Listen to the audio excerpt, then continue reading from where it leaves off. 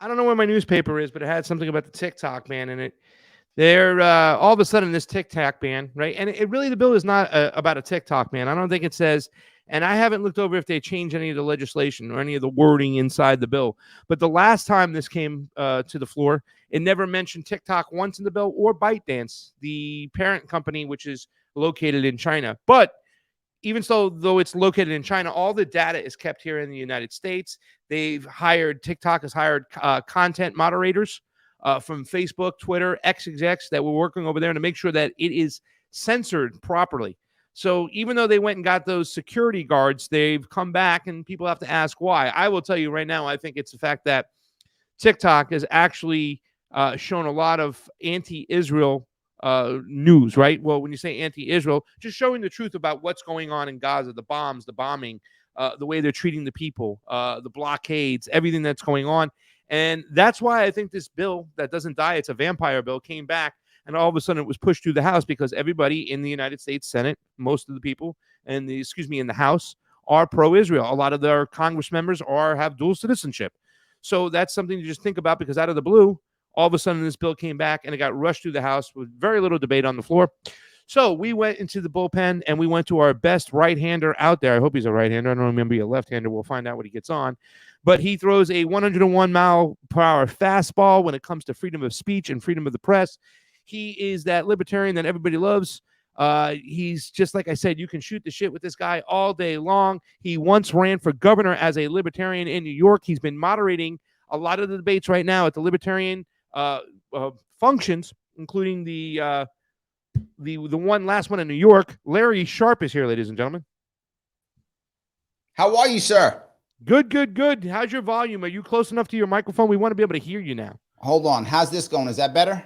It's a little bit better. Is it good, Jamie? How is that? Is that better? All right, now we got it. There we go. Now you got to make sure you get that shirt in there. Where can I get one of those Larry Sharpe for governors? LarrySharpe.com, my friend. Click on the buy. Buy whatever you want, of course. I'm always selling the merch. You can merch all day. Happy to have it, 100%. And by the way, yes, I still can throw a strike. When you run for governor, very often the minor league teams allow you to throw the first pitch out. And literally, if you go to my YouTube page, Larry Sharpe YouTube page, you see a picture of me. This is from just last year. Me throwing a strike at the Brooklyn Cyclones game. I threw a strike at the Utica Blue Sox game. And literally, I know it's a strike because I have the video. The guy says, there's Larry Sharpe, straight down Broadway strike. I can still throw a strike, and I'm in my 50s, my friend, so I still can't throw a strike. Well, I'm in my 50s with you there, too, as well. I remember seeing you at Freedom Fest, and there were so many people around you. I wanted to come over and shake your hand. And then I left, and when I came back, you were gone. And I kept missing you because I kept popping in and out. So I never got a chance to shake your hand, but I knew you were there. And that particular, we could start right there. That particular Freedom Fest, the one that was in Vegas last year, was a little bit disappointing to me because I thought Dave Smith would show up. It felt like that was the coming out party for the Libertarian Party. No, last year wasn't last year's in Memphis? The year before, I think. Was it year before that? Yeah, we go. That was Vegas. Yep. Yeah, it was the one in Vegas. It was the one where the Libertarian Party was an all-time high. Our civil liberties were being stomped on left and right. We seemed to be intervening everywhere around the globe like we normally do. And there was a lot of talk about Scott Horton, who was at that particular Freedom Fest, and his dismantling of Mr. Crystal. And people had went back and watched that video over and over again. So it was really great. However, Scott he never Horton's showed a up. genius. That guy's brilliant. He is awesome. I love listening to Scott Horton. Once again, I don't agree with him with his economic theories, and I don't agree with him, too, as well. I don't know what it is with the Libertarians, Larry, but why, and Angela McCardle, who I love, too, as well, she brought me on to speak at Rage Against the War Machine. I love her. Yep. I don't know why, when she did her State of the Union speech, to counteract or whatever you want to call what Biden was speaking about, that she had to bag on FDR. And I don't know what it is with Libertarians. Scott Horton does the same thing. He has to go after Mao. They have to go after Stalin. It's like, come on, just stay in your lane. We get it that you don't like those people, but they make it a point to push back and go after those people. Do you have any thoughts on that? Was it necessary to go after FDR, Angela McCardle? I love you, but why? No, if you've noticed when you hear me speak, you never hear me attack anybody unless I'm attacked first, right? And I think it's a thing. You got to remember something. most, and I think the left does it too, right? It isn't just the right and the left both do it. I think libertarian, Green Party people do it too. Green Party, generally speaking, Green Party tends to attack Democrats. Generally, is a big attack for many Green Party people. But I think it's true. We attack. I don't think it's the right answer. I attack when I am attacked. Otherwise, you never hear me attack. I say how awesome I am and how awesome my ideas are. The only people I attack are those who are directly in power controlling me now. For example, I live in New York State. I will attack my governor. I live in New York City. I will attack my city. So that's what I usually do. I will attack the people who are literally crushing me at the moment is who I will attack. Otherwise, I rarely do it. I get it. But libertarians don't. Yeah, that's true. They don't. No, and listen, I love Angela. She knows I love her too as well. But it just drives me crazy too as well when they have to go back. And here's the thing too as well is like, when you're building bridges, you got to make sure you don't go back and kind of cut those bridges. I mean, we're going to talk about a lot of things today, but let's start with this whole TikTok bill, right? Well, it's not even a TikTok bill because TikTok's not even mentioning it. But let's just go to the basic core of what we're talking about first. What are the government's responsibility, Larry, when it comes to speech? Government's responsibility is only one thing, and that's to protect our rights. And we have broken ourselves because here's my governor says this, and so do they all say this. My governor has literally said, my number one right is keeping New Yorkers safe. And I would ask her a question, which she would not answer, but I ask it often. Great. I'm looking at the Constitution of New York State. I don't see that in the job description anywhere of keeping every single New Yorker safe. I don't see that in job description.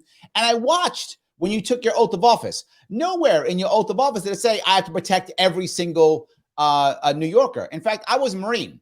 And when I was a Marine, I took an oath also. And the oath wasn't to protect every single American. My oath was to defend the Constitution against all enemies, foreign and domestic.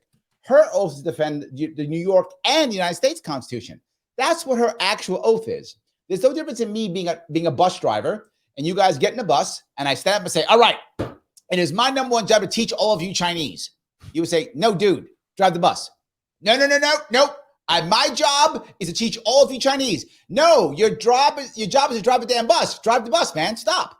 So my answer is it's not the job of the governor or the president or the mayor to actually sit there and protect every single American. If that's your job, you're doing a terrible job because 100 of us are committing suicide every day.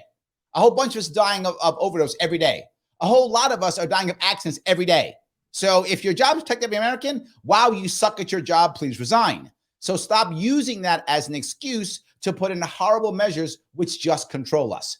The job of the federal government is to protect our rights. So when someone's speech affects our rights, then the government should step in.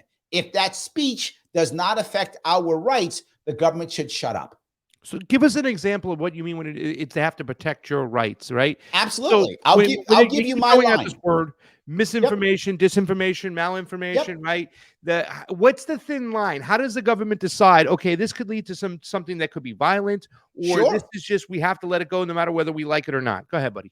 I will give you what I think is my line. I think it's a fair line. If I want to say these people are bad, totally okay. That is legal. Bad, but okay. These people aren't human. Terrible, still legal. These people should all die. Horrible, not illegal. Protected by the First Amendment. All of it protected by the First Amendment. Somebody should kill all these people. Even that, 100% protected by the First Amendment, legal and fine. That's not inciting violence? Saying that is not. Nope. Somebody should is not. Let's go get them. That is a threat.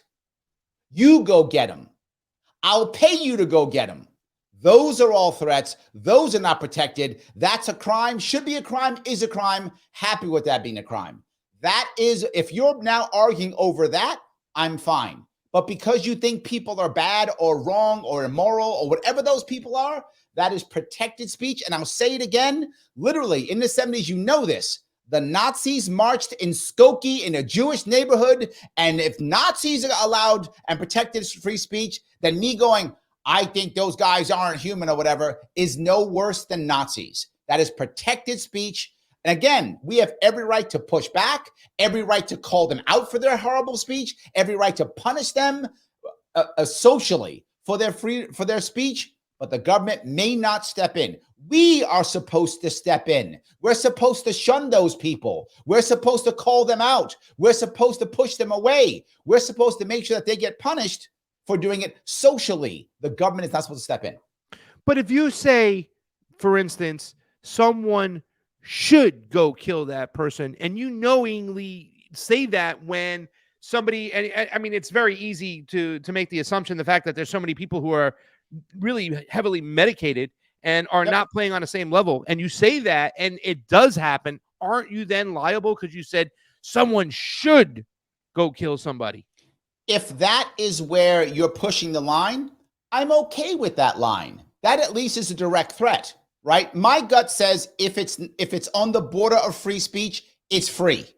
That's where I always err on the side of free. But if that is your line, I'm fine with that line. If your line is, wait a minute, I may be inciting somebody who I know to be in trouble to do something. Yeah, okay, I could see that as a line, 100%. But I hate these people. These people shouldn't be alive.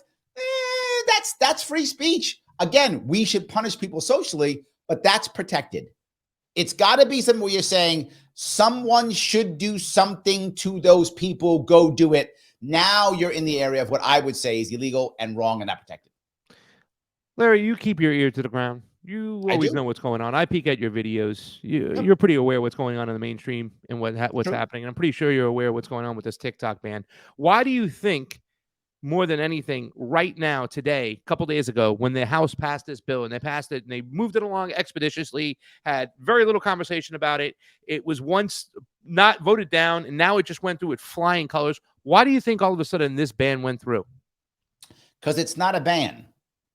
That's the thing. They think it's not. It's America wants to own your data, not China. That's what it is. This is just taking all the data that China has. This is stealing data. That's all it is. We'd rather have American companies and the American government have this data than the Chinese government have this data. Why? Because when the American government decides it wants to control data, control the narrative, control you, China will tell them, go to hell. We're China, we do what we want. American companies will immediately kowtow, give them everything, surrender all our data, put people in jail. And this is going to sound crazy. Larry, are you saying you're more afraid of America than China? Yes. Not even close. Yes. Yeah. China can't put me in jail. China can't take my company. China can't take my property. I don't give a shit what China does.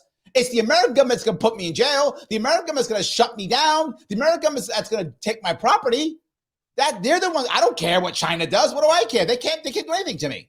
So yes, this is all about America getting everything. Okay. So that when they decide that I'm a bad guy, and they'll decide that whenever they decide it, and they'll say, hey, give us all the bad information on on Larry, they'll give them all the information, and they'll put that into the court system, and I'll go to jail for 40 years. Well, I mean, I like the fact that you brought that up because, right now while they're sitting up there, people like Eye Patch McCain, Dan Crenshaw talking about them, all this conjecture, all these speculations, never have any proof. They just say this stuff. Meanwhile, they're concerned about our data, and American companies are already selling our data left and right. Please, absolutely, we need an online bill of rights. Okay, but Larry, you know as well as I do, the Chinese Communist Party, they're authoritarian government.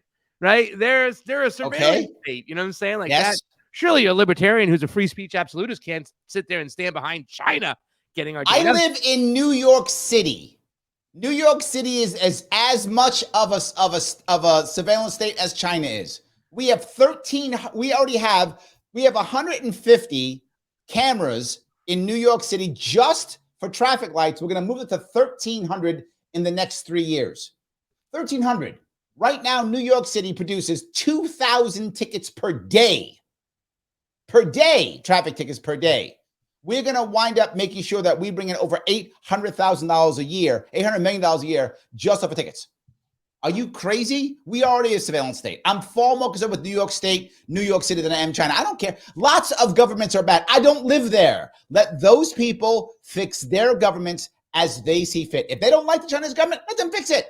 It's my job. I ran for governor because I want to fix my horrible state, right? I did it twice. I'm so stupid. I did it twice is how dumb I am. But I'm sitting here saying I want to fix my state, so I run to fix my state. I complain every day. I help people get on the ballot because ballot access is a joke. I support green parties And I'm not green. Why? Because green needs to be on the ballot as much as anybody. I support Bobby Kennedy being on the ballot. Why? I'm not a Bobby Kennedy supporter. I do that because why? Everyone deserves to be on the ballot. So I'm fighting in my own country to fix my own system. Why do I care what happens in China? Let the Chinese people fight that. I got my own problems to fight. And it may sound selfish, then I guess I'm selfish. But I would like Americans to be fixed better. I worry about that more than anything else. And here's the worst part about this, though. I agree with you, Larry. The 100%. Listen, the party of individual responsibility, which is the Republican Party, needs to look in the mirror. They never want to take any accountability when it comes to our foreign policy and constantly blame the immigrant. Meanwhile, we're in their countries left and right, over 100 bases in Latin America. You know, we push these dictators to go in there to destabilize their country so we can extract their resources for pennies on the dollar. But none of the conservatives want to talk about that. They just want to talk about the problems at the border when the problems at the border don't start at the border. And it's crazy. Okay, but here's a question for you. We're going to get our audience involved, and they give me my flowers. Second Amendment. You know, when I was a hardcore lefty, and I still am, I call myself a leftist libertarian, even though I'm not a libertarian because I don't believe in economic policies of the libertarian mindset. We can talk about that later, but I do believe in freedom of speech. I'm a non-interventionist. You know, I believe that we should not get involved in other countries, freedom of the press. I mean, I think that our civil liberties are so important, and a lot of leftists forgot about that. But here's something that Mima Flowers put up. It works in China. No guns, no crime, totally safe. What are your thoughts on that when people talk about other countries that don't have the gun laws that we do, right? And I do believe that we should have guns. We should be allowed to have guns. If our government has guns, how are we going to fight back against them? Even though, you know, people like my friend Don DeBar says it doesn't make a difference. They'll just drop nuclear bombs on the streets for the cities that have a lot of guns. What are your thoughts when somebody brings this up, the fact that China has no guns? I'll give you both of those pieces. Totally There's so much. One, I've lived in China. It's not totally safe. So she just made that up. That's number one. It's not totally safe. Of course, there's crime. There's crime in every single country on the planet. There's no gun crime. That's true. Still crime. Of course there is. There's crime. There's crime every place. So that's number one. Number two, New York State has the harshest, strictest gun laws in the entire country. It's not totally safe. There's tons of guns, tons of crime. What creates crime is black markets. That's what creates crime, black markets. The problem is what she's saying is there's no gun crime. Okay, if my son is murdered in the streets by a gang, do I go, well, at least it wasn't a gun, so now I feel better? No, I still can't stand it. I've lost my son. I don't care whether he was shot or stabbed or beaten with a bat. Who cares? He's still dead. There's still murder in China. It's just not with a gun. Doesn't make it okay. But what I would argue is if you look at the places, now what they would tell you is, well, Larry, the states who have some of the least gun laws have some of the, do have some of the harshest gun deaths. That's true. In the cities that have harsher gun laws, but not in the rural areas that have the looser gun laws. What you find is violence is where people congregate together in cities, in black markets. The biggest reason why we have gun deaths in America is because of the war on drugs. You will find people who are anti-gun go, it's the number one killer of kids. That is a blatant lie. It is not. The actual piece they've shown you that brings this up is actually they take kids from age 1 to 19. Since when is a 19-year-old a kid? Since when is an 18-year-old a kid? They're not. They do that because they want to add gang violence into it. Most gun deaths are through gang violence. The vast majority of gang violence is the war on drugs. The war on drugs is why people are being shot and killed in the streets. That's what's actually happening. It's the war on drugs. Okay. It's not guns. End the war on drugs, you will end gun violence. And not meaning to cut you off, sorry, Larry, but I'm going to tell you this, that I disagree a little with you. I believe what creates crime is poverty, lack of opportunity. I believe that's what creates more crime than anything else. But let me humor you. How are black markets created then? By government restricting things. Prohibition. Literally prohibition. Government steps and then creates black markets. Prohibition. Yes. When you lack opportunity, and I'll give you the example. You're right. Poverty does, because poverty creates a black market. And I'll give you the exact example right here in New York City. When I was a kid, I grew up in the South Bronx, poor neighborhood. How did people get out of the poor neighborhoods? Entrepreneurism. That's what it was. Without a doubt, entrepreneurism. What would happen? The girls would sit in the stoop when I was a kid, and they would actually braid hair for $1. When I was a kid, most people who were either Hispanic, they were either Dominican or Puerto Rican, they would fix your cars out front. They would do it in the black market. They make money, bang out the sides of the doors and whatever. And back when cars were made out of metal, they would do that, right? The people who owned the stores in our neighborhoods were local people. Local people owned the local store. The pizzeria was a pizzeria called Joe's Pizzeria, owned by an Italian immigrant named Joe. He retired. His daughter picked it up, Paula's Pizza. Now it's a Subway. What changed all that? Number one, war on drugs. Number two, hardcore regulation on small businesses that made franchises the only way you can survive in these areas. So now franchises run everything. And to find an individual person or anything, they can't. They get priced out. They can't handle it. Only big business. Franchises, while there is a place for franchises in any economy, franchises now are the only way to do small businesses now because regulations are so horrible.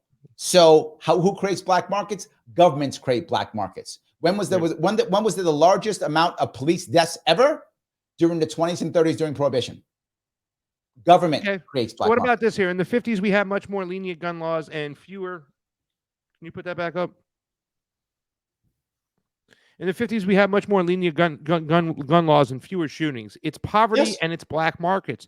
Culture is also a factor. What do you say about that? Culture is a factor because here's an issue when it comes particularly to men. Most violence is male on male. The vast majority of it is. Don't get me wrong. Females are victims of violence. Absolutely. But the vast majority of it is male on male. And why do most males, in the case of gang violences, why do they fight? The number one issue, respect. Number two issue, believe it or not, enforcing contracts. Those are your two reasons, respect and enforcing contracts. Enforcing contracts, yes. When I'm in the black market, I can't use courts and cops. So when I have a contract, you break the contract, I can't call the cops, I can't go to court. I have to use street justice. I've got to shoot somebody, break somebody's leg, hit somebody with a bat. That's how I enforce my contracts. That's how they are in thugocracies now in China and Russia still. Many cases, they still enforce contracts through the barrel of a gun. That's how the black market does it. So a lot of that is through enforcing contract. Other side is respect. Why does that matter? That's your poverty issue. And I think poverty is a piece of it. A lot of men who are poor and can't support their family and can't do the thing they want to do feel disrespected. And there's no saying about particularly young men. It happens with women too, but to no other degree. This is heavily a young male issue. Okay. Looking so much for respect. The second they don't get respect, they are prepared to do whatever it takes to include murder to get it, and they will take it whatever the cost may be. So respect and contracts. Let's bring this one up over here because I have an issue too with this too as well. I'm not an anti-capitalist, but I don't sit there and push capitalism. I always believe that capitalism will fall into fascism because the people who own the majority of the capital and the resources will eventually find a way to manipulate the government to make sure that they are in control. And that was always the disagreements I had with a lot of my libertarian friends because they felt like, for me, looking at libertarian economics is like having a football game, taking away the referees and think it's going to manage itself. But that's not going to happen. To me, I believe there has to be always some form of regulations. What's that? You're assuming there's referees. They're all part of the game. They're all playing. All right. So that's pretty funny. But I mean, seriously, you understand what I'm talking about, right? So the market's never going to regulate itself. The people who own the majority of the capital, the majority of the resources, they will gain the system one way or the other. Therefore, capitalism will always matriculate, in my mind, to some form of fascism. I really do believe that. The true meaning of fascism, not this neo-fascism that a lot of people are throwing out there. Fascism, the definition created by my people, Benito Mussolini, when he said it's the merger of corporations and state. So I'm German. I think I understand fascism a little bit too. That's the flag behind me. So you and me together, brother, we got it down. Yes, oh my God, man. You just got the Mussolini. No, man. Larry. Yes. But anyways, that is the true definition of capitalism. And I believe that capitalism will always kind of matriculate towards fascism, like I've said. Isn't capitalism the big issue here too as well? And they will create black markets. The problem is you're correct. Capitalism will go into fascism and so will socialism. The problem is everything goes into fascism. Can you find any socialist company that didn't go into fascism? Any capitalist company that go? They all do. That's the thing. People act like, well, yours is better than mine. No, they all fall into this. The only way you fix it is by having an environment, and this is a cultural issue, which we've lost, and how Americans have lost it. And if you see it every single case, it's because of fear. Here's what people don't understand. Fear is the enemy that destroys us. That is the answer. Everything that we hate came from afraid Americans. War on drugs, afraid Americans. War on terror, afraid Americans. Patriot Act, afraid Americans. TikTok ban, afraid Americans. Everything is because of fear. Something to remember. Fascist Italy, Nazi Germany, Imperial Japan, they were all democracies. Every one of them. In no case was there any violent overthrow of the government. Every single person put into power was done through the democratic process. Every single one. People will lie to you, go, no, they're all dictators, and we had to fight democracies. They were all democracies. But what was the common thing? They were all afraid. And their people agreed. The Japanese thought, oh my God, we'll never become, if we don't build an empire, we're afraid. Imperial Japan. The Germans thought, oh my God, we're going to wind up being, being encircled by the guys after World War I. Then they're afraid. Again and again and again. They're all democracies. Yep. You're a little frozen right now. Hopefully we'll come on back. But here, my next question to you is this, Larry. And that's Hold a great pose that you're stuck in. You want me to pop out and pop back in? Yeah, why don't you pop out and pop right back in? We'll see if we can get you unfrozen, and we'll get you back in. So Larry Sharpe is here, ladies and gentlemen. We're talking about capitalism, libertarianism, socialism. My next question to him is going to be, shouldn't we have some form of a mixed economy? Because there are some things that are good about socialism. And he was talking about a democracy, right? So I'm going to wait to hit him with the fact that there's such thing as a social democracy. And there are good things about socialism. When you talk about Marxism in the original, okay, here he is. So here's my next question to you, Larry. You're there. Can you hear me? Oh, good. Yep. All right, good. Okay.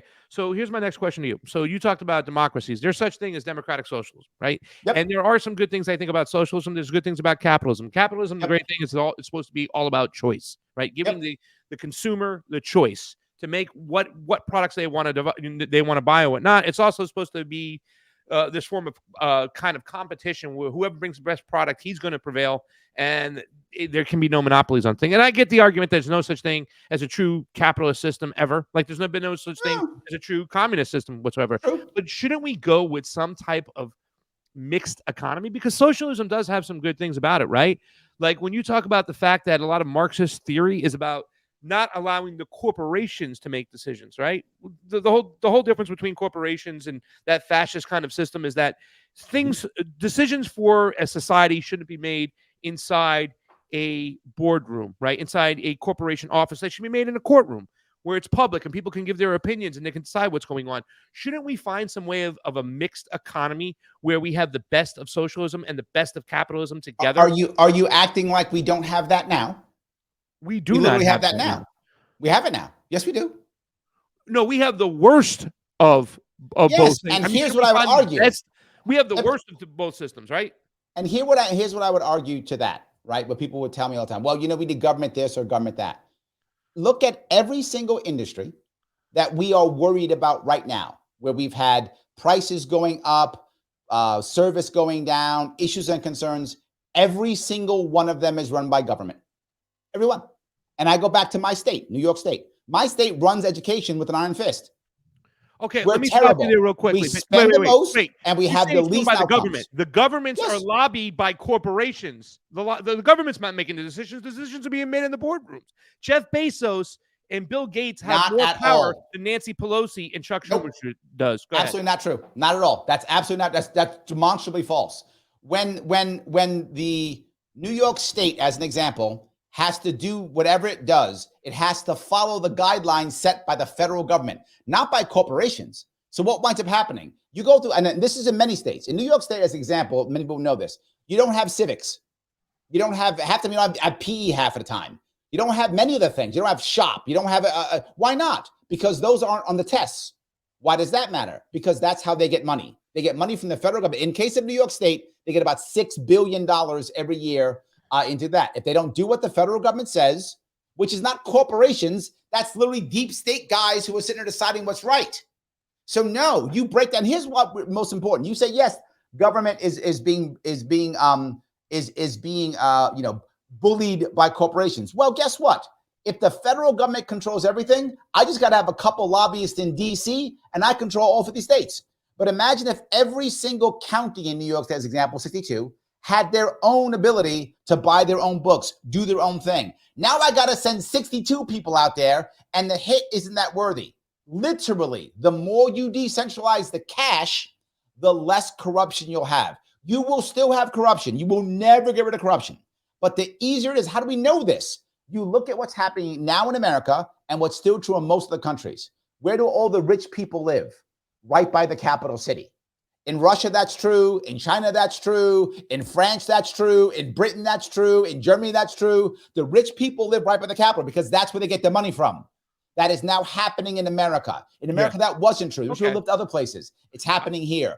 As you centralize and as you socialize, you by default create easier corruption. Therefore, you create more corruption. But Larry, how do you explain the fact that you said, all right, listen, what came first, the chicken or the egg, right? You're saying that it's the federal government that's running things. The federal government is getting their marching orders. Every single representative in Congress, in the Senate, has been bought and paid for by the corporations. Yes. Nancy Pelosi has made 50 times her salary every single year. Same with Chuck Schumer, same with Mitch McConnell, same with Lindsey Graham. These guys are millionaires, billionaires because they are being paid off by heads of corporations, not their government salaries. Go ahead.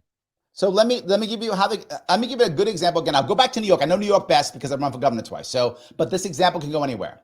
Right now, New York State is trying to build a stadium for the Buffalo Bills, right? So New York State is going to pay almost $1 billion for this, right? Almost $1 billion. Why would New York State want to pay $1 billion? The owners of the stadiums and of the teams are all billionaires, and all the players are millionaires. You tell me they can't get this financed? Of course they can. And most stadiums, by the way, are financed. Bankers love giving loans to billionaires and millionaires. It's the thing they love doing more than anything else. This can be financed. So why wouldn't our governor go, guys, finance it? Good luck. Because if the governor takes that money and uses taxpayer dollars, the governor has the ability now to hand out that money and hand those jobs. The governor now can be bought because she has power. But imagine if she didn't do that. If it's privatized, just do your own thing. The governor now cannot hand out those jobs. The governor has no power. That's the issue. The more money you give, the more power you give. And I'll give you an example in New York City. I said in New York City, we should not be doing what we're doing now, which is raising taxes and doing things to make a better MTA. I said instead, let the private sector fix this. They said, wow, here's one of my answers. I'll give you many answers, but here's one of my answers. The first answer was, we have a bunch of bridges and tunnels in New York City.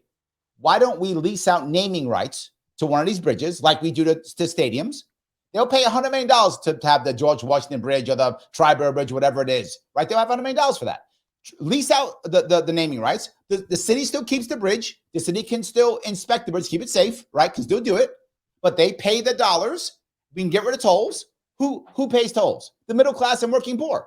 Those go away immediately. And take that money, and now we can build other things within the city. We can do that. Oh my God. People would happily pay it. And what do I get in response? Oh no, we can't do that because then it won't look good. Okay, our city looks like shit now already. So that's stupid example. Imagine it's insanely dumb. But people say it. But instead, what they really care about is if, say, for example, Amazon or 3M or Google or whoever put their name on the bridge, they would be the ones who'd be handing out the jobs to repair the bridge. They'd be responsible for the maintenance.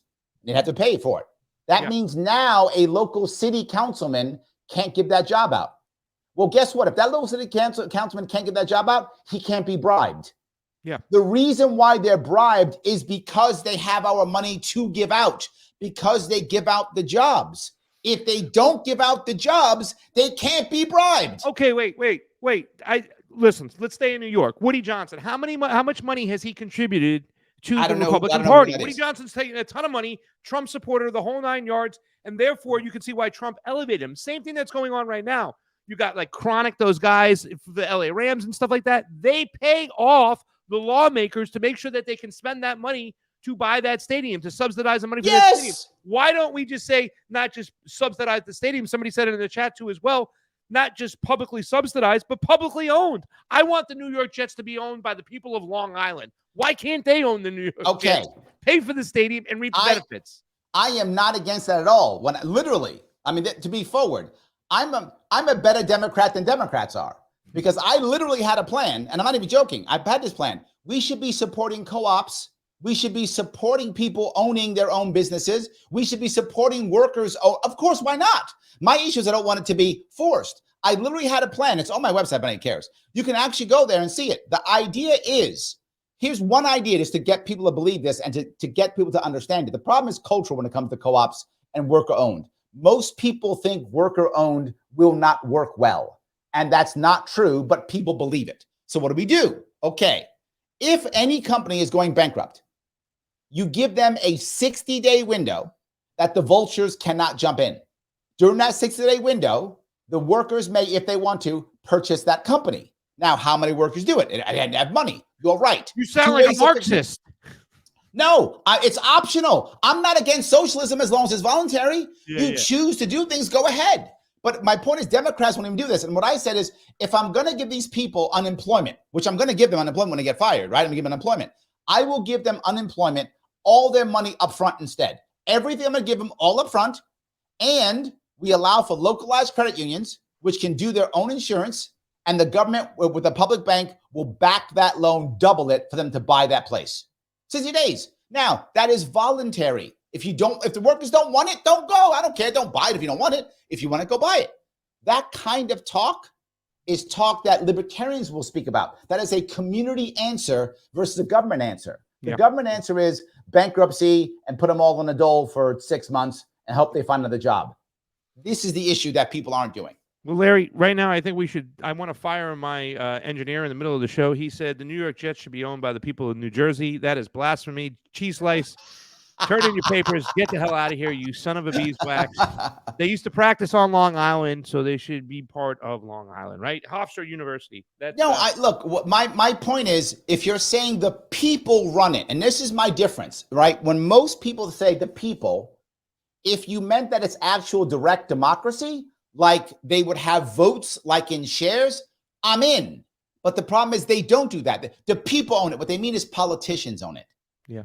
Right? So if you're going to tell me that we have a plan to where the people of New York act like they are a serious company, they vote on what the New York, the New York Giants do or the Yankees do or something.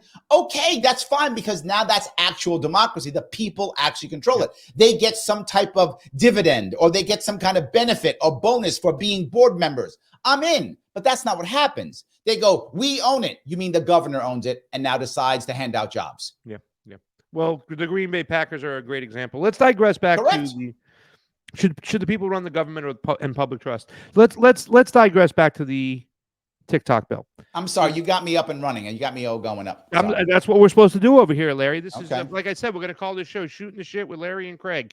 I love it. Craig and Larry, I think sounds better, but I mean, listen, C does come before L. That's fine. I don't mind taking a back seat to you. You're wiser, you're older, you're better looking. So you know what? Well, I am better looking. That part's true. The rest I don't know about.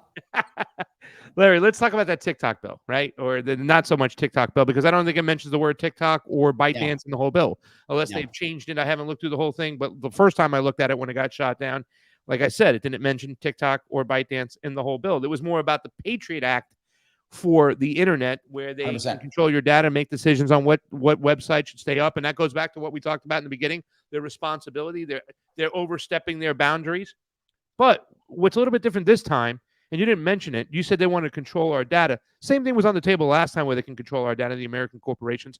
What's different this time is that TikTok has really been an open door for journalists to show what's going on in Gaza. Do you think the Israeli lobby has anything to do this time around with that vampire bill circulating back into action?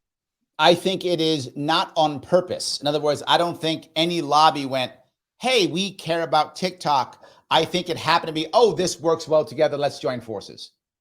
I think it happened to join forces because of the Gaza war. That's what I think. I think it happened to join forces. I think they were going to redo it anyway. This happened to be a good time to jump on and join forces, and so they did. But what this has also shown is how weak the bully pulpit is, right? What is supposed to happen? Okay, TikTok says some things that are wrong or bad about Gaza or something, right? Whatever the president thinks. The president thinks TikTok's lying about Gaza. Okay, the president has every right to believe that. The president should have enough gravitas that if he goes on TV and says TikTok's lying about Gaza, that we actually believe him. The problem is we don't. That's the issue. He has no credibility. We don't believe him.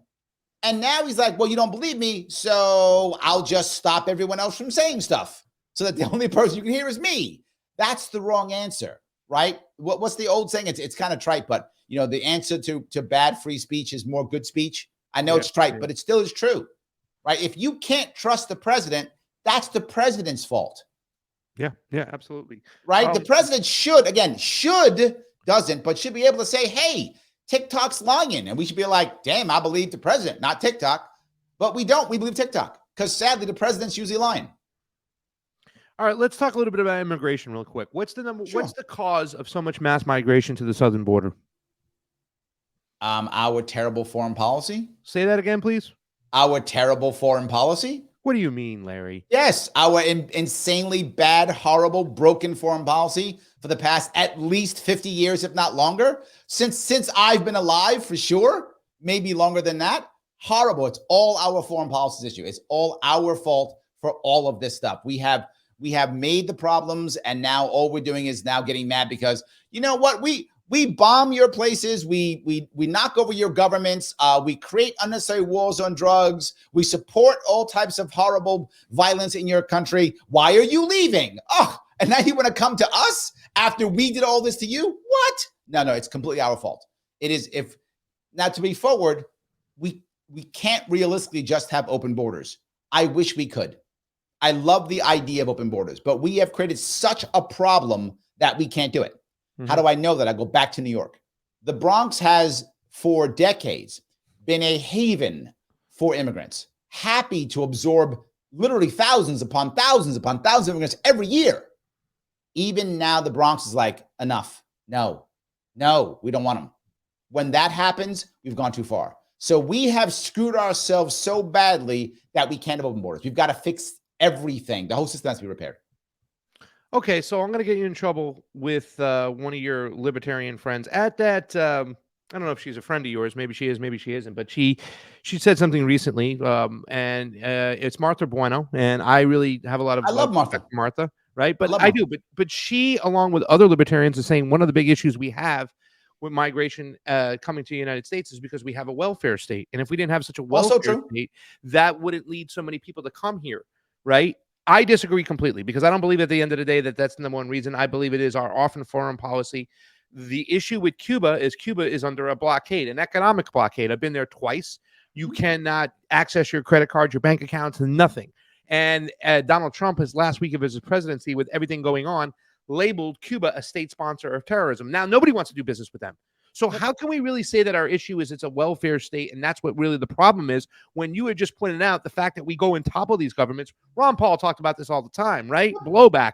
We're going to have blowback, and that blowback is everybody saying, hey, I'm going to go follow my shit to America because that's where it's going. They're extracting it out of the ground for pennies on the dollar. They're sending it over there, so that's where I'm going. How can we really blame the welfare state, as part of the problem when you just mentioned what the real problem is? Go ahead, buddy. No, I told you what was the biggest problem. But is the welfare state also a problem? Yes, they're both problems. It's just if I got to fix one, the welfare state's low on the list. But do I have to fix that too? Yes, of course. I do have to fix all of them. So she's not wrong for saying it. It's just not even in the top 5. But it is a problem, right? It's like saying, well, one of the problems is, we don't have a good policy for people becoming citizens. Also true. But let's keep them safe and not have them die on the border first. So that's also a problem. There's lots of problems to include the welfare state. But DACA kind of took care of that, right? DACA was a way of taking care of that. And we should copy some things from DACA. I do think DACA was unconstitutional in the way that Obama put it together. But the plan wasn't a bad plan. I just wish it was a law and not an executive order. So you can follow ways. If you want to fix it, you can fix it. Here's the way you actually fix the border problem. I'm giving, and I came with this answer literally like 6 years ago. You want to put recruiting company Ellis Islands on the border. 2 of them, 2 separate companies. There's huge, like Robert Half or some huge recruiting company. Put them on the border. Boom. You lease out the land and go build it. No government involvement whatsoever, because the second you put the government involved, it'll take 6 years and cost $1 gazillion. You do none of that. You just say, here's land, lease it, we take a check, business, go build it. And what they're going to do, they're going to build massive, massive hotels, similar to what they have in other countries. People will come there. You get vetted in whatever way the government says get vetted. And as long as you're vetted, you don't have any disease, you're not a criminal. Those 2 things are all I care about. You get an orange card. Go work. Go work. You can now But come isn't back that the across problem in border all you itself, want. though, Larry? Though one of the big problems with the border and the reason why so many people are allowed to come across, that it's a lot of once again going back to that fascist state, the fact that the corporations are running this government, Yep. and the fact is that they want cheap labor to come in here. So if they allow 100%. people to come in by the buttloads, Yep. really, so really at the end of the day, the same people that are causing the problems in those other countries, are extracting those resources, are the same people who are causing the problem here in the United States. Yes, absolutely. No, you're not wrong. So you still, again, I wish there was a simple and just do this and everything's fixed. No, that's one part. We still have crappy, foreign policy. We got to fix our foreign policy too. But even if we fix our foreign policy tomorrow, if all of a sudden they went, Larry, you are right, we're going to adopt all of your foreign policy today. Let's assume that happened magically. We still have a border problem and hasn't gone away. So I've got to fix my border problem and I've got to fix my welfare state. But again, that's like fourth, fifth on the list. I got to fix my foreign policy. I got to fix my border. I got to get people to work here. Then everything will eventually happen. The reality of it is, people will say that we don't want these people in the country. We do. We absolutely do. There's no doubt. There's work for them everywhere. I'll go back to New York State. The hospitality industry, agriculture industry wants them like there's no tomorrow. So they will all come and they work here. They want to work. And you might go, well, wait a minute, Larry. Why won't they hire Americans? Americans won't do the job. They won't. And we know this, right? Because they've had bans in the past and they've raised salary. Oh, it's because salary. They've raised salaries. Americans will still quit. They won't do these jobs. It's a fact. If you want to say, no, it's money, you're demonstrably false. Americans don't want to pluck chickens. They don't. Okay. You can pay them $25 or $30 an hour, $35 an hour, which is a lot of money to pluck chickens. Americans will not do it. Okay. One of the issues we talk about in the United States is that we don't do anything anymore. We don't make anything. We don't fix anything anymore. Everything has been outsourced, right? NAFTA killed us, took our factories, moved them overseas.